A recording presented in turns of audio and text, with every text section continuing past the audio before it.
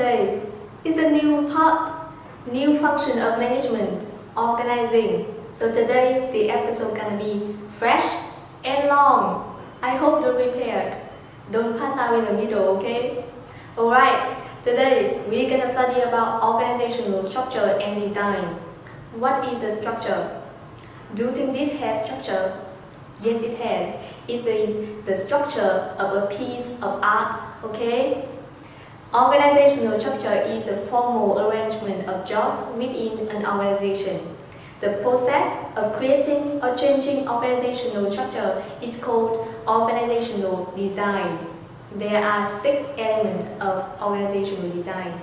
We're going to study it right now. The first element is work specialization. Okay, this is totally irrelevant, but do you remember the song lyrics?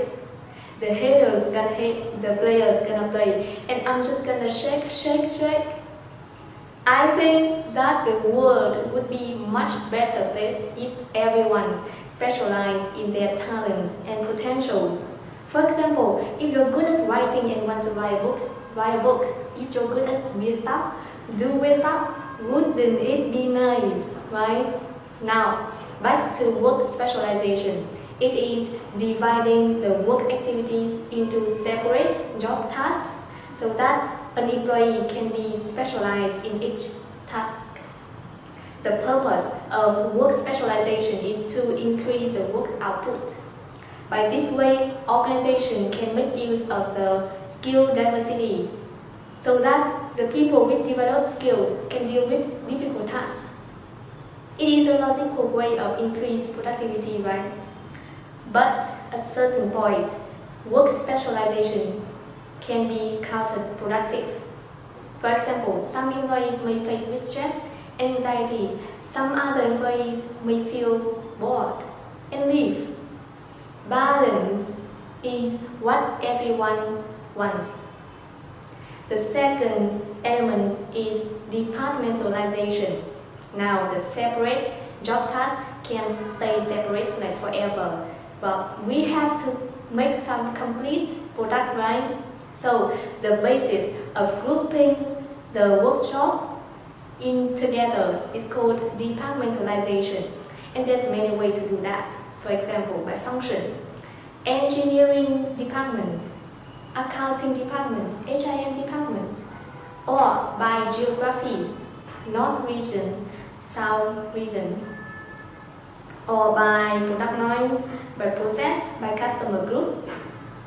There's one thing to notice here is that many organizations use cross-functional teams, but we can study later, don't worry.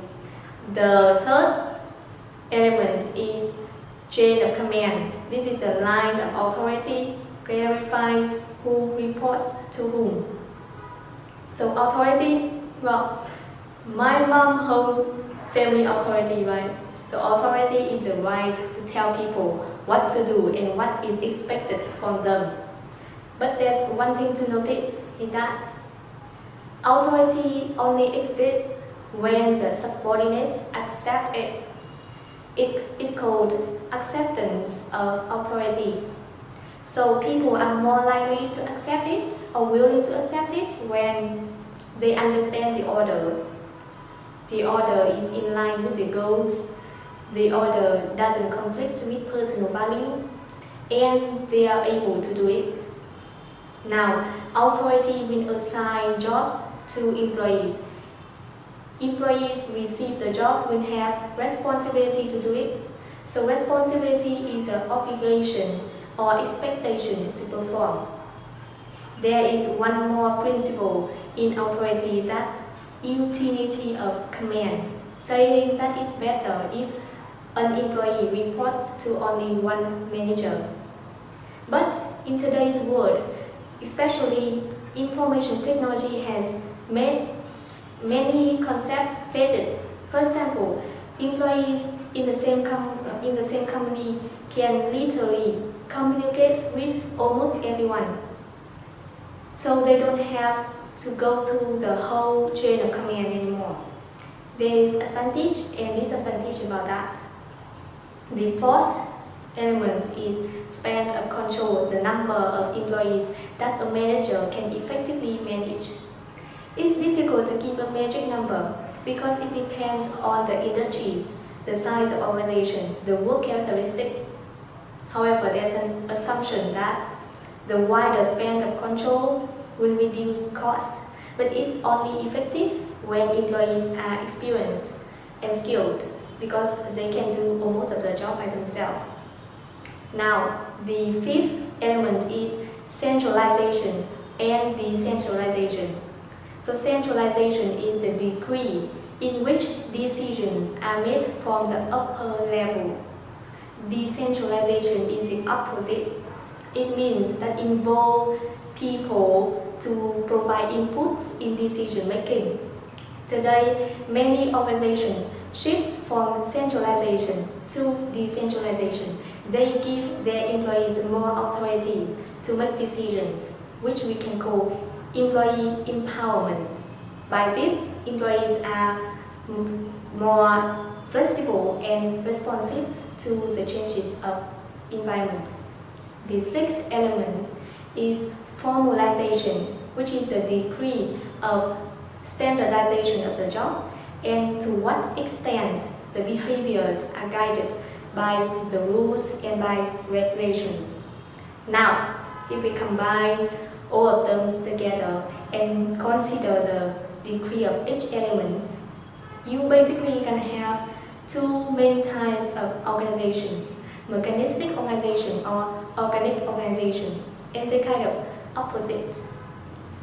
Mechanistic structure is, it has like high work specialization, high formalization, very narrow span of control, and very clear chain of command. In organic structure, everything's more flexible. They use, for example, cross-functional teams and flow of information, and they also involve employees in decision making. Now, look at the organizations you're working right now.